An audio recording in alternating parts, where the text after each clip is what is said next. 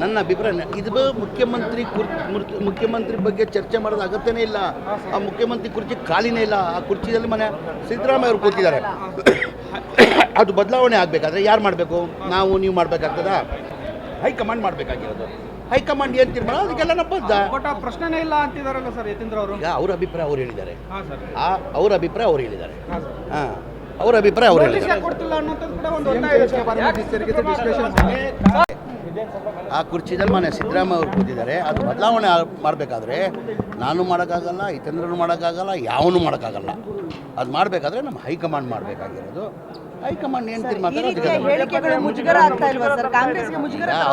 ಅವ್ರ ಅಭಿಪ್ರಾಯನ ಅವ್ರು ಹೇಳಿದ್ದಾರೆ. ನನ್ನ ಅಭಿಪ್ರಾಯ ನಾನು ಹೇಳಿದ್ದೀನಿ. ಅವ್ರ ಅಭಿಪ್ರಾಯ ಅವ್ರು ಹೇಳಿದ್ದಾರೆ, ನನ್ನ ಅಭಿಪ್ರಾಯ ನಾನು ಹೇಳಿದ್ದೀನಿ.